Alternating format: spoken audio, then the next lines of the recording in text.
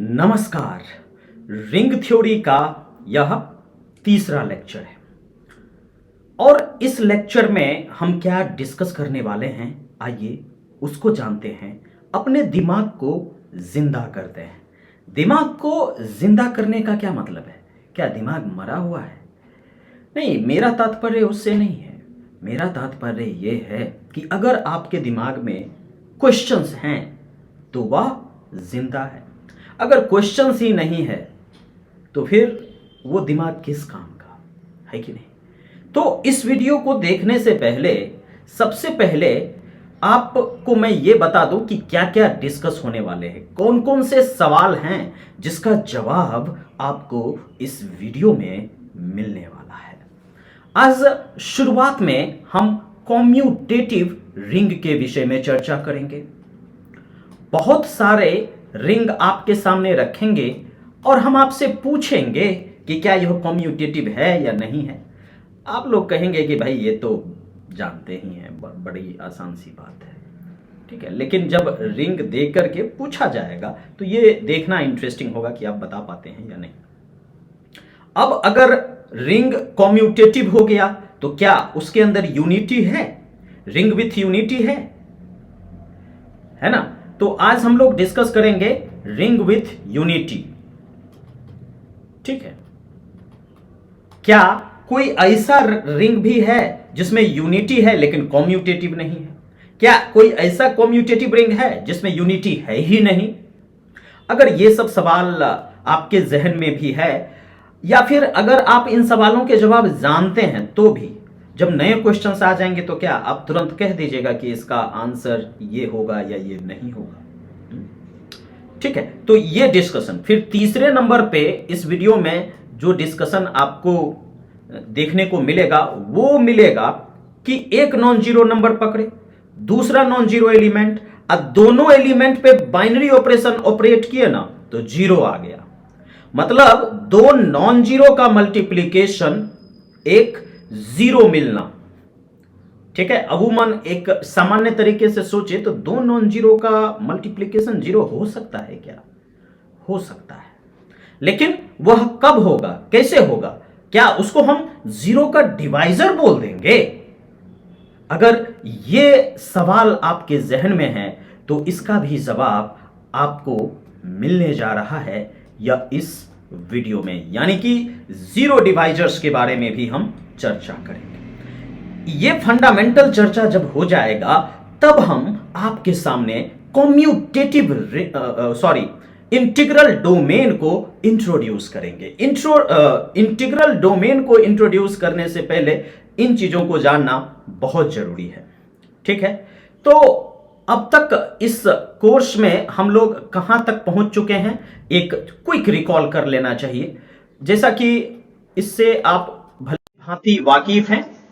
Alright, ये जो है ये आपका रिंग स्ट्रक्चर है, ठीक है। प्रीवियस लेक्चर में हमने बहुत सारे जैसे गॉसियन इंटीजर मॉडुलो एन, इससे एक रिंग को कंस्ट्रक्ट किया, वो किसके आइसोमॉर्फिक है, किसके आइसोमॉर्फिक नहीं है, ठीक है। इसको बहुत ही इंटरेस्टिंग रिंग, इसके बारे में हमने जानने की कोशिश की, इसको डिस्कस किया जा चुका है, ठीक है। अगर आपने इस सब को नहीं देखा है तो इसी चैनल के प्लेलिस्ट में रिंग थ्योरी नाम का जो प्लेलिस्ट है उसमें जाकर इन लेक्चर्स को देखिए, उसके बाद ही ये चीजें बहुत अच्छे से समझ में आएगी। और भला आप इसको कैसे भूल सकते हैं?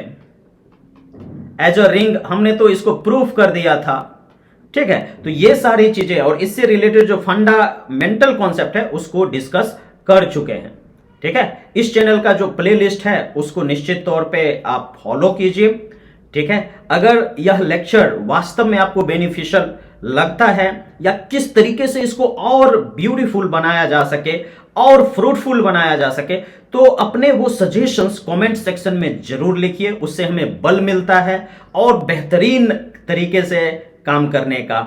और जो जरूरतमंद हैं वास्तव में, जो बीएससी कर रहे हैं, एमएससी कर रहे हैं, रिंग थ्योरी को समझने में दिक्कत हो रही है, विजुअलाइजेशन नहीं हो पा रहा है, तो उनको ये वीडियो डेफिनेटली शेयर कर दीजिए, ठीक है। तो ये सारी बातें थी और अब हम शुरू करने जा रहे हैं रिंग थ्योरी का लेक्चर नंबर 3, जिसमें कि सबसे पहले आपको यहां पे वो बातें जो आप में से बहुत सारे व्यक्ति पहले से जानते हैं, लेकिन जब हम यहां पे बात कर रहे हैं तो किसी भी बात को छोड़ना ये अच्छी बात नहीं होगी, क्योंकि हमारे साथ जो दर्शक वर्ग हैं वह सब हर तरीके के लेवल के दर्शक वर्ग हैं, तो हम कुछ भी छोड़ेंगे नहीं। और कॉम्यूटेटिव रिंग अगर आप कॉलेज में भी पढ़ेंगे तो कोई भी प्रोफेसर या टीचर इस डेफिनेशन को लिखने से अपने आप को नहीं बचा सकते कि अगर यह जो रिंग है इसको हम लोग कॉम्यूटेटिव रिंग कहेंगे, is said to be a commutative ring. Commutative ring को CR मैं यहां पे लिख रहा हूं, कॉम्यूटेटिव रिंग इफ बिल्कुल सही बात है x into Y is equal to Y into X for all X Y belongs to R। ठीक है, कॉम्यूटेटिव रिंग का मतलब क्या? कॉम्यूटेटिव लॉ को फॉलो करे तो उसको हम लोग क्या कहेंगे? Commutative ring. कुछ एग्जांपल्स यहां पे मैं दे देता हूं, उसके बाद कुछ छोटे छोटे लेकिन बड़े कंसेप्चुअल क्वेश्चंस मैं आपसे पूछूंगा भी। अब मैं अगर आपसे पूछूं कि z with respect to addition and multiplication क्या यह कॉम्यूटेटिव रिंग है, तो यहां पे ये जो सेट है z, सेट ऑफ इंटीजर्स, तो ये तो कॉम्यूटेटिविटी को बहुत अच्छे से फॉलो करता है। एक्स वाई बराबर वाई एक्स है ना इंटीजर में, तो ये आपका कॉम्यूटेटिव रिंग हो जाएगा। उसके बाद दूसरा एग्जाम्पल लगे हाथों आप यहां पे देख सकते हैं कि अगर मैं यहां पे Q एडिशन एंड मल्टीप्लीकेशन, ये भी आपका क्या हो जाएगा? कॉम्यूटेटिव रिंग हो जाएगा, क्योंकि रेशनल्स भी कॉम्यूटेटिविटी को फॉलो करता है, रियल्स भी कॉम्यूटेटिविटी को फॉलो करता है, कॉम्प्लेक्स भी कॉम्यूटेटिविटी को फॉलो करता है। ठीक है, उसके बाद अगर मैं यहां पे गॉसियन इंटीजर मोडुलो n इस रिंग की बात करूं तो इसमें भी हमने देखा था कि कॉम्यूटेटिविटी में कोई प्रॉब्लम होती नहीं है। ठीक है, मल्टीप्लीकेशन के रिस्पेक्ट में भी और एडिशन के रिस्पेक्ट में तो होता ही है कॉम्यूटेटिव ग्रुप। तो यहां पे जो कॉम्यूटेटिविटी की बात हुई तो एडिशन के रिस्पेक्ट में तो कॉम्यूटेटिव ग्रुप होता ही है, लेकिन मल्टीप्लीकेशन के रिस्पेक्ट में भी अगर कोई रिंग कॉम्यूटेटिव हो जाए तब उसको कॉम्यूटेटिव रिंग कहा जाता है।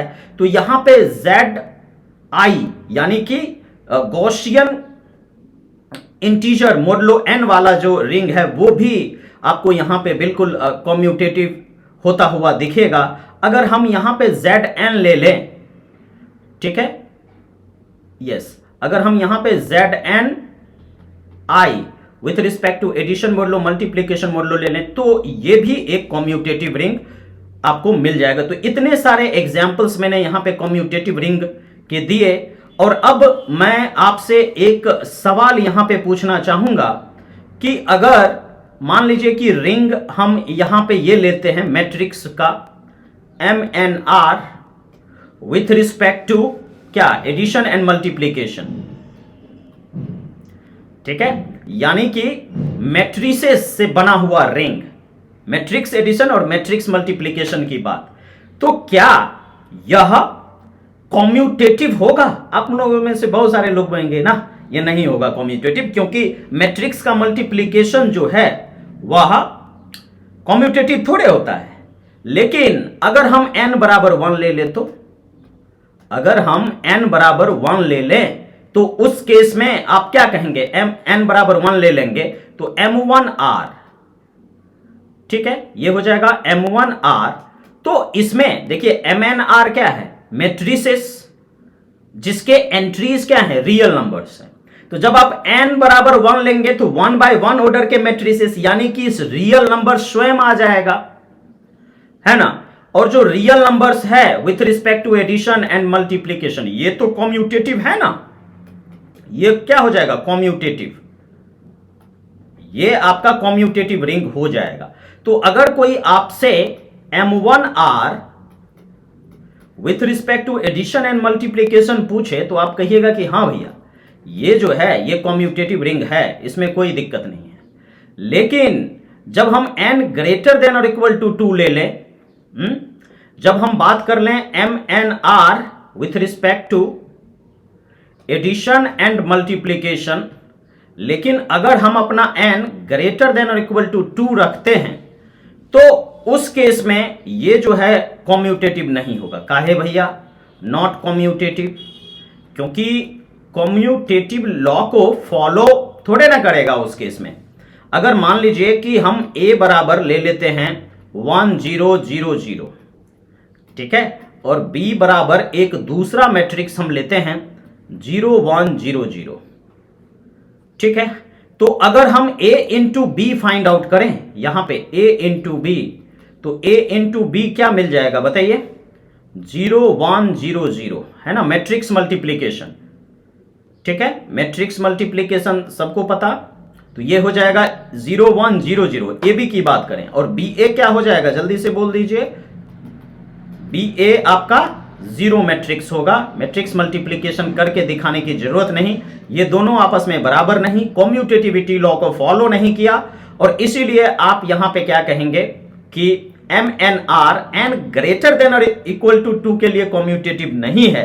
लेकिन M1R की बात करेंगे तो वह एक सेट ऑफ रियल नंबर्स के तौर पे ही मिल जाता है, और हमें कोई अतिशयोक्ति नहीं होती है ये कहने में कि यह एक कॉम्यूटेटिव रिंग हो जाएगा n बराबर 1 के लिए। तो चलिए आगे बढ़ते हैं, ठीक है।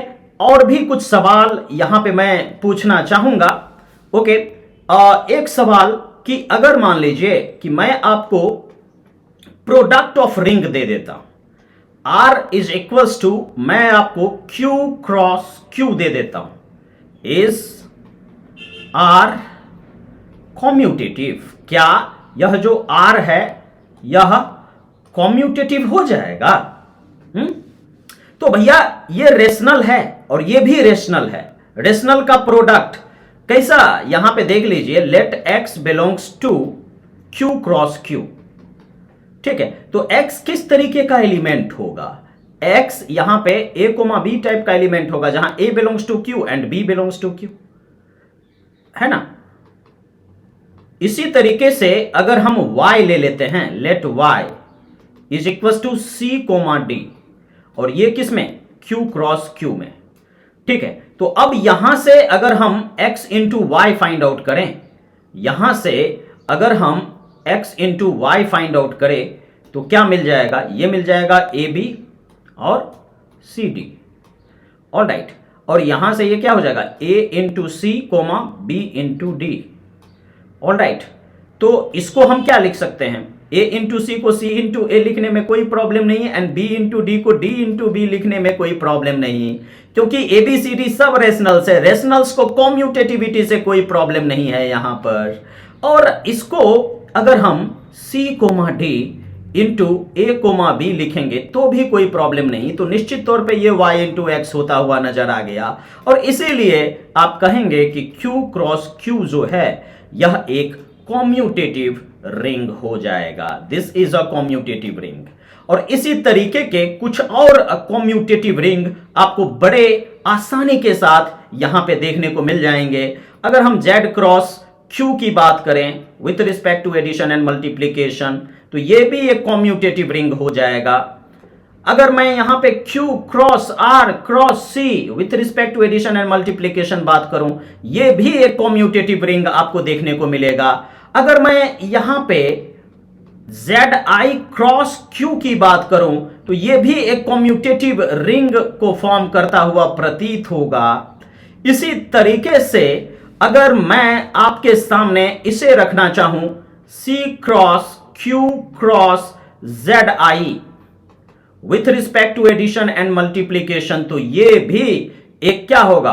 कॉम्यूटेटिव रिंग हो जाएगा। अगर मैं आपसे कहूं zn cross zm, zn cross zm एडिशन मोड लो एंड मल्टीप्लीकेशन मोड लो इसके रिस्पेक्ट में, ठीक है, तो ये भी एक कॉम्यूटेटिव रिंग हो जाएगा, है ना। अगर कोई भी आपसे ये पूछे zm क्रॉस zmi एडिशन और मल्टीप्लीकेशन के रूप में, तो ये भी एक कॉम्यूटेटिव रिंग हो जाएगा। क्यों? Because you can easily see that these sets zm, zn, q, zi, all these sets does not have, they don't have any problem with commutativity. इन सबको कॉम्यूटेटिविटी से कोई प्रॉब्लम नहीं है। तो ये सब आपका क्या हो जाएगा, commutative rings. These are what, CRs। Okay, ये सब क्या हो जाएंगे, कॉम्यूटेटिव रिंग्स हो जाएंगे। ठीक है, these are what, commutative rings. यहां पे लिख देते हैं ताकि पीडीएफ में भी जब पीडीएफ भेजेंगे तो आप लोग पीडीएफ में भी इन सारे, क्योंकि देखिए रिंग को देखते ही जब आप उसको कह देंगे कि कॉम्यूटेटिव है या नहीं है, तो ये बहुत अच्छी बात होगी। इसी तरीके से अगर कोई आपसे ये पूछ दे कि भैया ये बता दीजिए कि अगर हम Q cross 0 with respect to addition and multiplication ले तो क्या यह कॉम्यूटेटिव रिंग होगा? आप कहेंगे कि क्यों नहीं होगा, इसका एलिमेंट A,0 टाइप का है। ठीक है, with respect to addition and multiplication, A आपका रेशनल नंबर है और यहां पे 0 है। ठीक है, अब अगर आप B,0 एक दूसरा एलिमेंट इसी से ले लेते हैं, ठीक है, और इसके बीच अगर आप प्रोडक्ट लगाते हैं तो ये आपको क्या दे देगा, A.B,0। इसको आप B.A,0 भी लिख सकते हैं, और इसको आप B,0.A,0 भी लिख सकते हैं। तो यहां पे देख लीजिए, ये मान लीजिए x है, ये मान लीजिए y है, तो यहां पे y इंटू एक्स भी आपको देखने को मिल गया। तो x into Y is equal to y into X, ये आपको यहां पे देखने को मिल गया। तो ये भी आपका क्या हो जाएगा, definitely this is what, commutative ring.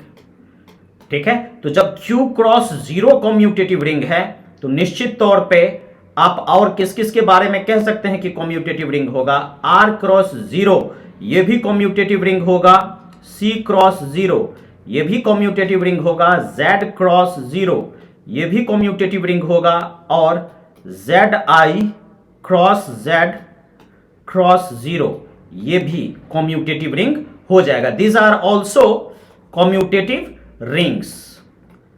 ठीक है, रिंग को देखते ही आपने ये बता देना है कि वो क्या हो जाएंगे, कॉम्यूटेटिव होंगे या नहीं होंगे, ये बताना बहुत जरूरी होता है, और इसीलिए इस सारी चीजों को ध्यान में रखा जाता है। अब एक और चीज इंट्रोड्यूस करने वाले हैं, रिंग विथ यूनिटी। ठीक है, रिंग विथ यूनिटी। तो देखिए रिंग होने के लिए क्या क्या जरूरी है, रिंग होने के लिए जरूरी है कि ring with respect to addition commutative group हो जाए, ring with respect to multiplication semigroup, semigroup कहने का मतलब क्लोजर और एसोसिएटिव। लेकिन अब यहां पे एग्जिस्टेंस ऑफ यूनिटी कहने का क्या मतलब है? ठीक है, रिंग विथ यूनिटी क्या होगा, कॉम्यूटेटिव रिंग तो पता चल गया कि मल्टीप्लीकेशन के रिस्पेक्ट में कॉम्यूटेटिविटी को फॉलो करे तो कॉम्यूटेटिव रिंग। लेकिन अब यहां पे जो बात है रिंग विथ यूनिटी की है, तो एक बार इसके डेफिनेशन को लिख लिया जाए कि अगर आपके पास ये कोई रिंग है, गिवन रिंग, ठीक है, तो इसको हम लोग कहेंगे विथ यूनिटी। लेकिन कब इफ देयर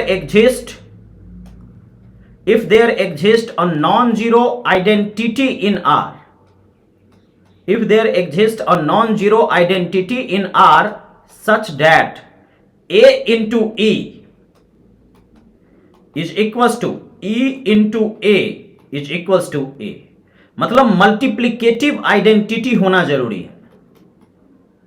ठीक है, for all A belongs to R। ठीक है, यहां पे R ना होगा जी, नॉन एम्प्टी सेट R लिए हुए हैं। ठीक है, तो विथ रिस्पेक्ट टू मल्टीप्लीकेशन इसका जो है आइडेंटिटी मिलना चाहिए, जिसको यहां पे यूनिटी भी बोलते हैं। तो यहां पे रिंग विथ यूनिटी मतलब कि ये जो है यूनिटी है रिंग के अंदर। ठीक है, तो अब यहां से कई सारे सवाल पूछे जाएंगे कि अगर मैं आपको ये देता हूं तो क्या यह रिंग विथ यूनिटी है, Z with respect to addition and multiplication, is it a ring with unity? Ring with unity, क्या यह रिंग विथ यूनिटी है? क्या होगा आपका जवाब?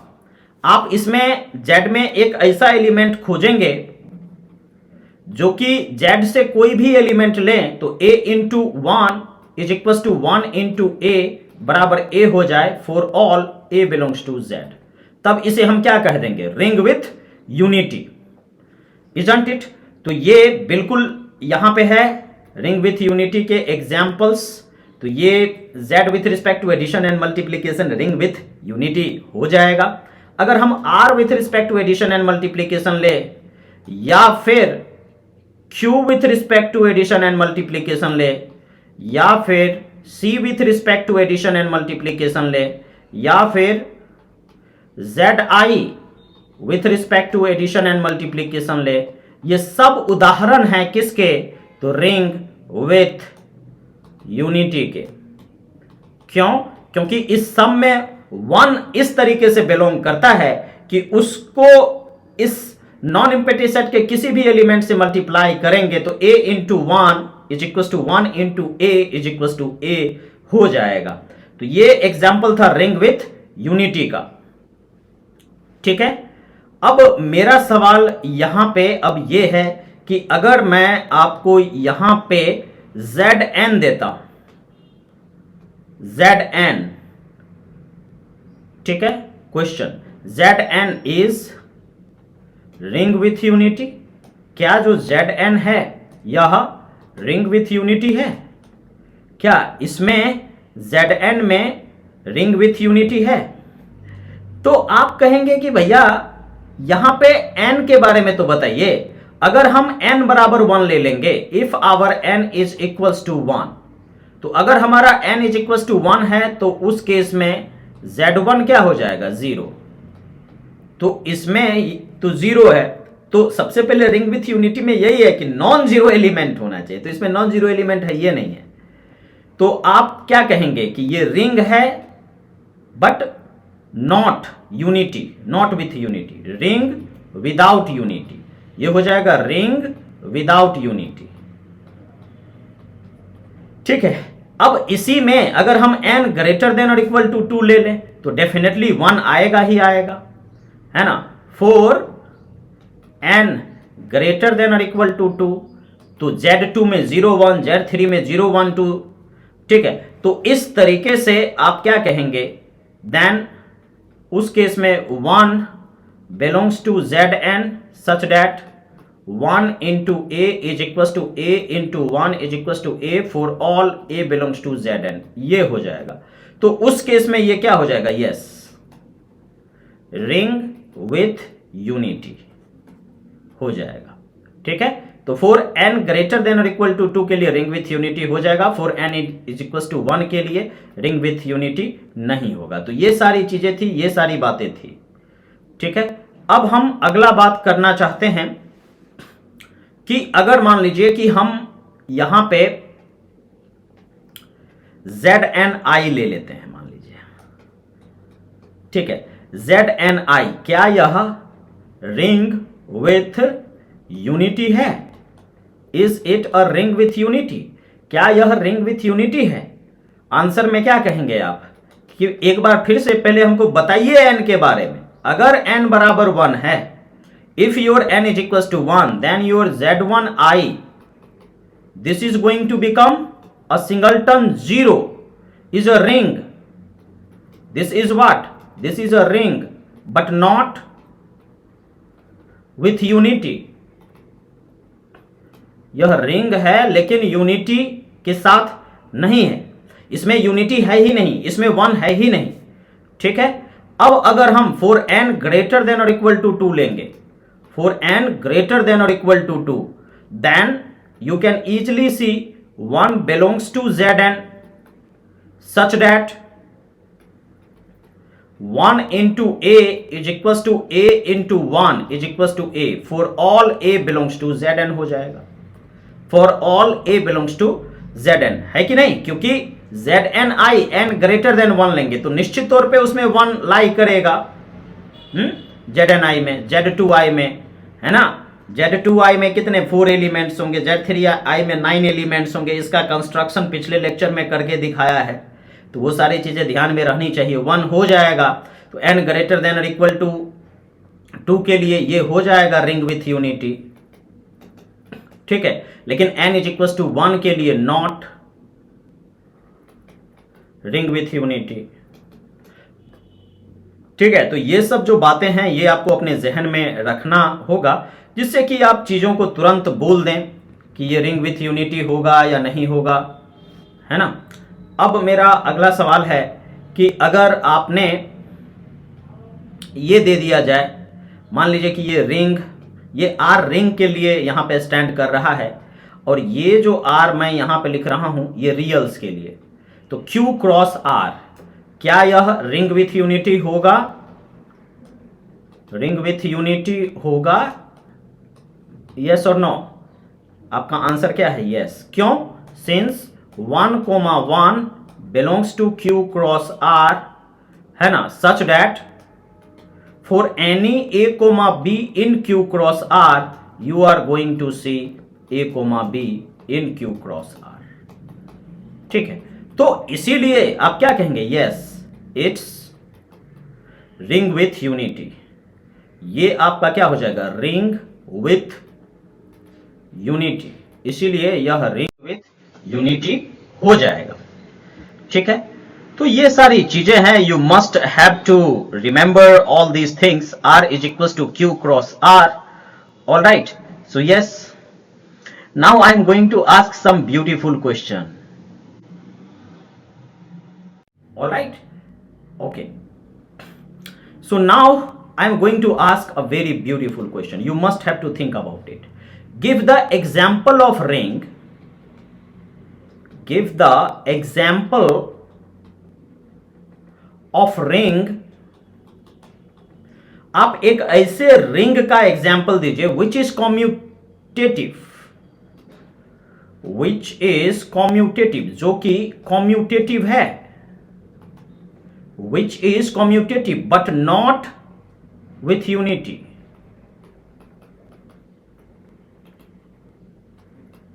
ठीक है, जो कॉम्यूटेटिव हो लेकिन यूनिटी के साथ नहीं हो। तो बहुत सारे एग्जाम्पल आ रहे हैं, Z1i या Z1 अगर हम ले लेते हैं जिसमें कि सिर्फ 0 एलिमेंट हो। अगर हम कोई भी एक रिंग ले लें, इसका जो सबसे अच्छा उदाहरण है वो क्या है कि अगर मान लीजिए रिंग हम एक 0 रिंग ले लेते हैं, तो इसमें कोई यूनिटी है ही नहीं, क्योंकि यूनिटी क्या है? नॉन जीरो एलिमेंट, जो कि रिंग के हर एक एलिमेंट के साथ मल्टीप्लिकेटिवली कॉम्यूट करे।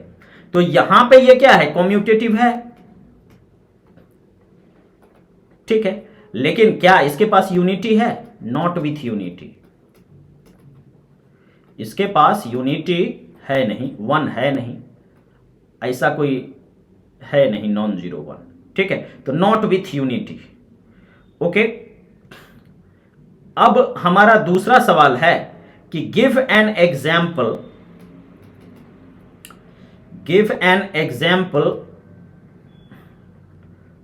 ठीक है, of ring which is non ring with unity but not commutative. ठीक है, रिंग विथ यूनिटी हो लेकिन कॉम्यूटेटिव नहीं होना चाहिए। तो वो आपको उदाहरण जब इसके खोज में जाएंगे तो मैट्रिसेस जब नॉट कॉम्यूटेटिव वाला हो ना, तो एक बार मैट्रिक्स के बारे में जरूर सोचना चाहिए, है ना। तो अगर मैं यहां पे ये रिंग की बात करूं M2R with respect to addition and multiplication, तो ये देख लीजिए, ये आपका रिंग विथ यूनिटी, और यूनिटी यहां पे क्या हो जाएगा? Identity matrix. Ring with unity, but क्या ये कॉम्यूटेटिविटी को फॉलो करेगा? बट नॉट कॉम्यूटेटिव, लेकिन यह कॉम्यूटेटिव है नहीं। ठीक है, तो ये रिंग विथ यूनिटी है लेकिन कॉम्यूटेटिव नहीं है। ठीक है, तो ऐसा हो सकता है कि रिंग जो कि कॉम्यूटेटिव हो लेकिन उसके पास यूनिटी ना हो। ऐसा भी रिंग हो सकता है जिसके पास यूनिटी हो लेकिन वो कॉम्यूटेटिविटी को फॉलो नहीं करे। और ऐसे भी रिंग हो सकते हैं जो कॉम्यूटेटिव भी हो और यूनिटी भी हो उसके पास। तो ये सारी चीजें हैं। ठीक है, अब कुछ सवाल जवाब यहां पे हो जाए। ठीक है, ऑल राइट,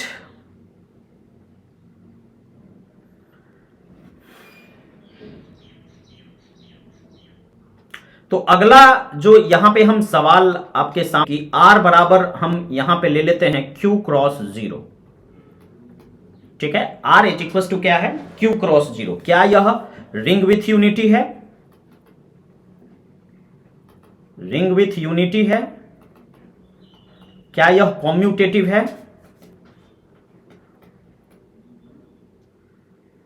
ठीक है, तो देखिए कॉम्यूटेटिविटी तो पहले ही इसका देख चुके हैं, क्योंकि इसके एलिमेंट क्या होंगे, a comma 0 type and b comma 0 type. तो ये हो जाएगा क्या, ए बी कोमा 0 है ना, और इसको हम लोग बी ए कोमा 0 लिखने में कोई प्रॉब्लम नहीं है। तो ये क्या हो जाएगा, b कोमा 0 a कोमा 0। तो ये कॉम्यूटेटिव हो गया। दूसरा सवाल है कि क्या यह यूनिटी को कंटेन करता है? तो यूनिटी को कंटेन करने के लिए क्या आप देख सकते हैं 1 comma 0, definitely this belongs to Q cross 0। ठीक है, तो 1 कोमा 0 इसके अंदर लाई करता है and we can see what, we can see it easily that a comma 0 into 1 comma 0 is going to become what, a into 1, so a comma 0, right? ये हो जाएगा for all a comma 0 belongs to Q cross 0, all right?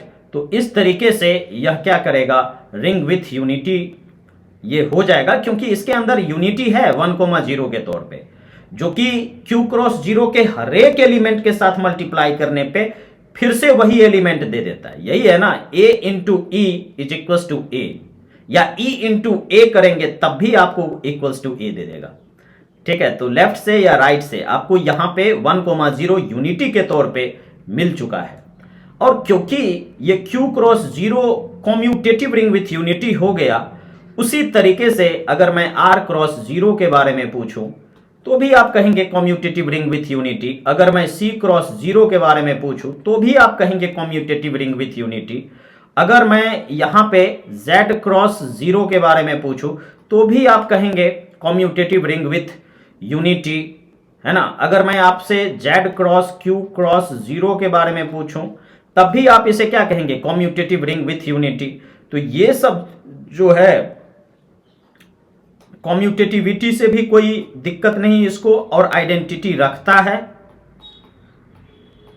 मतलब unity रखता है। तो these are commutative ring with unity. ठीक है, तो ये सारे यहां पे डेफिनेशंस हैं। अब यहां पे हम एक नए डेफिनेशन को आपके सामने इंट्रोड्यूस करने जा रहे हैं। Yes, definition of zero divisors. ठीक है, जीरो डिवाइजर का क्या मतलब है? ठीक है, डिवाइजर का क्या मतलब है, जो डिवाइड करे। जैसे यहां पे 3 इंटू 4 इज इक्वल टू 12 लिख दिया, तो इसका क्या मतलब हुआ कि 12 को 4 डिवाइड कर रहा है, या 12 को 3 भी क्या कर रहा है, डिवाइड कर रहा है।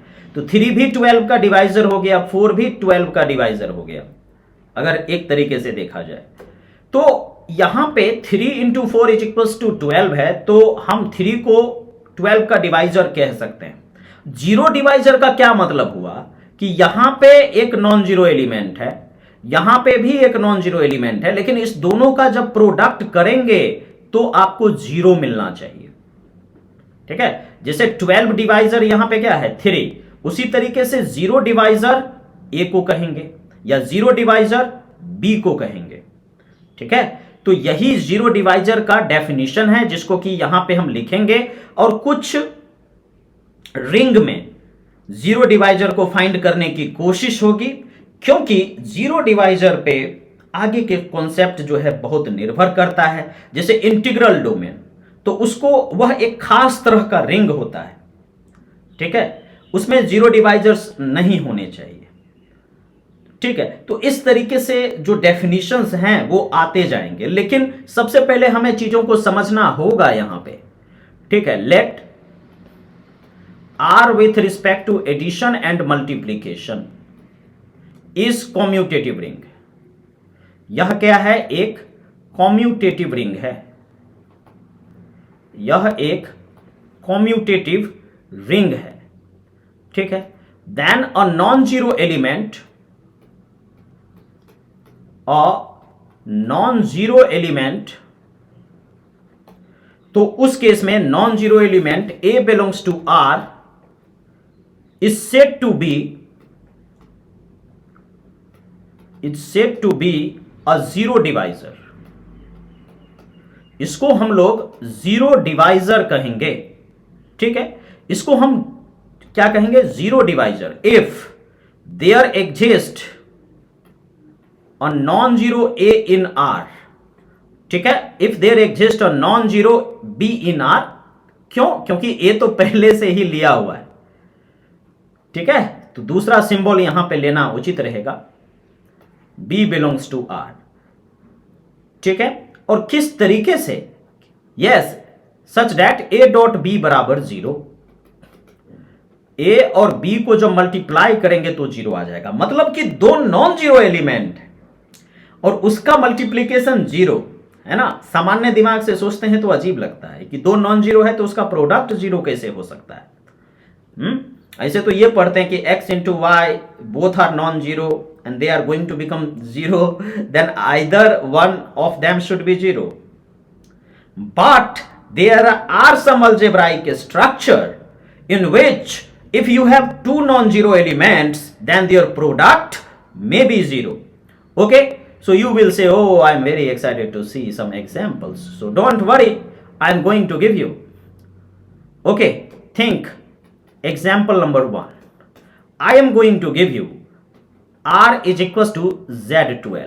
मैं यहां पे आपको R is equal to Z12 दे रहा हूं, ठीक है। तब अगर हम एक नॉन जीरो 3 मान लीजिए Z12 से लेते हैं, ठीक है। Then there exist non zero 4। Non zero 4 किसमें? Z12 में बिलोंग करेगा।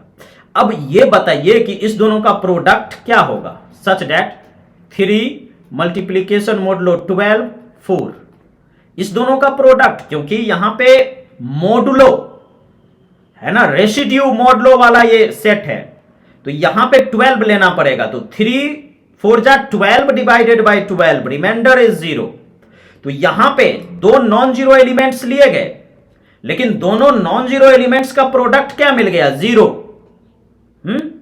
तो यहां पे क्या कहेंगे? Zero divisor, 3 is the zero divisor and 4 is also the zero divisor।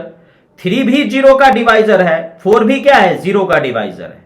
तो यहां पे क्या कहेंगे हम लोग? 3 and 4 आर जीरो डिवाइजर्स, ठीक है। ये उसी तरीके से है जैसे अगर सिंपल यहां पे Z12 में देख रहे हैं, और Z12 में ये चीजें होती है ना, ये पहले ही बताया जा चुका है। अगर सिंपल मल्टीप्लीकेशन में 3 इंटू 4 करते तो क्या आता? 12 सिंपल मल्टीप्लीकेशन आर में। तो उस केस में 12 का डिवाइजर 3, 12 का डिवाइजर 4। लेकिन जब हम यहां पे बात कर रहे हैं Z12 में, तो दो नॉन जीरो एलिमेंट 3 और 4 लिया गया, दोनों का जब मल्टीप्लीकेशन मोडुलो के तौर पे देखे तो 0 आ गया। तो 3 और 4 यहां पे क्या हो जाएगा? 0 का डिवाइजर हो जाएगा, ठीक है। अब मेरा सवाल यह है कि डज, क्योंकि यह देखना भी बहुत जरूरी होता है कि भैया जीरो डिवाइजर है कि नहीं है। Does R30 has R is equal to Z30 has zero divisor? क्या इसके पास जीरो डिवाइजर्स हैं? ठीक है, तो आप कहोगे कि हाँ भाई लग तो रहा है। अगर हम एक नॉन जीरो 5 ले लेते हैं R के अंदर से, एक नॉन जीरो 6 ले लेते हैं R के अंदर से, then we are able to see 5 multiplication modulo 36। So 5 6 are 30 divided by 30, remainder is 0. So we shall say what? 5 and 6 are zero divisors. लेकिन कहां पे? तो इन Z30 में जीरो डिवाइजर्स का काम करेगा, है ना। उसी तरीके से अगर मैं आपसे ये पूछ लूं कि अगर मान लीजिए रिंग हम लोग ले रहे हैं Q क्रॉस R, ठीक है, R यहां पे रियल नंबर्स है और ये जो R है ये रिंग के लिए है, ठीक है। तो क्या इसके पास हैज जीरो डिवाइजर्स? क्या इसके पास जीरो डिवाइजर्स हैं? तो फिर आप इसके लिए क्या करेंगे, इस हालांकि आगे थ्योरम्स वगैरह है तो देखते ही बोल देंगे, लेकिन शुरुआत में हमें चीजों को मैनुअली करना चाहिए कॉन्सेप्ट को जनरेट करने के लिए। ठीक है, तो जैसे अगर मान लीजिए 1,0 हम इसमें से ले सकते हैं ना, 1 इसमें से 0, तो 1,0 belongs to Q cross R। ठीक है, और ये क्या है, नॉन जीरो है। ठीक है, दूसरा एलिमेंट ले लीजिए 0,1 belongs to Q cross R, है ना, और ये भी नॉन जीरो है। लेकिन जब इस दोनों को मल्टीप्लाई करेंगे तो क्या मिल जाएगा बताइए, 0,0। ठीक है, तो दो नॉन जीरो एलिमेंट का प्रोडक्ट यहां पे 0 मिला कि नहीं, तो आप क्या कहेंगे, यस इट हैज 0 डिवाइजर्स। हाँ, इसके पास 0 डिवाइजर्स हैं, यस इट हैज 0 डिवाइजर्स। तो ये सारी बातें यहां पे हैं, ऑलराइट।